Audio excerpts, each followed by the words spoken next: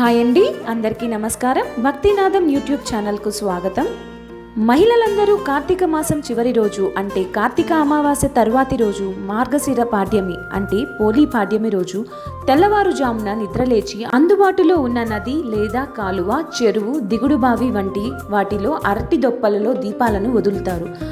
అలా అతివలంతా ముచ్చటగా అరటి దొప్పల్లో నీటి అలలపై వదిలిన ఈ దీపపు కాంతులే వారి జీవితంలో అలుముకున్న చీకట్లను పారదోలి కాంతిమయం చేస్తాయని, ఆంత్యంలో స్వర్గానికి చేర్చే వెలుగు తీరంగా మారుతాయని నమ్మకం. అరటి దొప్పల్లో పెట్టిన దీపాలు నీటి కెరటాల తాకిడికి నెమ్మదిగా కదులుతుంటే ఆ సుందర దృశ్యాన్ని చూసే 1000 కన్నులు సరిపోవంటే అతిశయోక్తి కాదు. ఈ సుందరమైన అపూర్వ అద్భుత సోయగాన్ని చూసేందుకు దేవతలు దివి నుండి భూమికి దిగి వస్తారని, ఈ దివ్వెల్ని చూసి ఆకాశంలో నక్షత్రాలే వెలవెలబోతాయంటే అతిశయోక్తి కాదు. ఈ దీపాల పర్వాన్ని పోలీ స్వర్గానికి పంపించడం అంటారు. ఇందుకు సంబంధించి ఒక చిన్న కథ కూడా ప్రచారంలో ఉంది. ఇప్పుడు ఆ కథని మనం చూద్దాం. ఒకప్పుడు ఒక చాకల స్త్రీ ఉండేది. ఆమెకు 4 కొడుకులు 4 కోడళ్ళు ఉండేవారు. ఆమె ఆశ్వయుజ బహుళ అమావాస్య నుంచి కార్తీక మాసమంతా ప్రతిరోజు తన 4 కోడళ్లలో 3 కలిసి నదీ స్నానం ఆచరించి అక్కడే దీపం వెలిగించి వస్తుండేది. ఇంటి చాకిరి మొత్తం చిన్న కోడలైన పోలీపై వేసేసి వెళ్ళేది. కానీ పోలికి మాత్రం నదీ తీరాన దీపారాధన చేయాలనే కోరిక బలీయంగా ఉండేది. కానీ కార్తీక మాసమంతా అత్తగారు 3 కోడళ్లతోనే నదీ స్నానానికి వెళ్ళి దీపారాధన చేసేది. కానీ ఒక్కరోజు కూడా చిన్న కోడలైన పోలిని తీసుకువెళ్ళలేదు. ఎలాగైనా దీపం పెట్టాలని భావించిన పోలి కార్తీక మాసమంతా పూర్తయిన తరువాత కార్తీక బహుళ అమావాస్య రోజున కూడా అత్తగారు తెల్లవారుజామునే నిద్రలేచి తన 3 కోడళ్లతోనే నదికి వెళ్ళింది. చిన్న కోడలు పోలి మాత్రం ఎలాగైనా ఈరోజు దీపం పెడతాను అని అనుకుని చల్ల చిలికిన కవ్వానికి అంటుకొని ఉన్న వెన్నను తీసుకొని పెరట్లో ఉండే పత్తి చెట్టు కింద రాలిపడిన పత్తి కాడను తీసి వత్తిగా చేసి పెరటిలోనే ఉన్న బావి వద్ద స్నానం చేసి వెన్న వత్తితో కలిపి దీపం వెలిగించింది.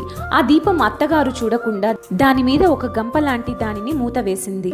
అంతలోనే పైనుంచి తేజోమయమైన కాంతి పుంజం వంటి దివ్యమైన దేవతా విమానం పోలి ఇంటి ముందుకొచ్చి దేవతలంతా పోలిని ఆ విమానంలోని సాదరంగా ఆహ్వానిస్తూ లోపల కూర్చొని పెట్టుకున్నారు.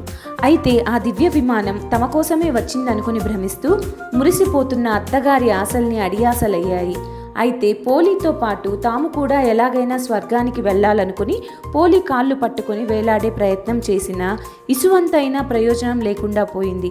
చిన్న కోడల్ని దీపం పెట్టనీయకుండా దుర్బుద్ధితో ఆటంకాలు కల్పించిన అచంచలమైన భక్తితో వాటన్నిటినీ అధిగమించిన పోలి భక్తి శ్రద్ధలకు పరంధాముడు ఎంతగానో పరవశించాడని, అందుకే పోలిని తీసుకురమ్మంటూ పుష్పక విమానం పంపించాడని అత్తా 3 కోడళ్లకు వివరించిన దేవతలు పుష్పక విమానాన్ని పట్టుకుని వేలాడుతున్న వారిని తోసివేశారంట.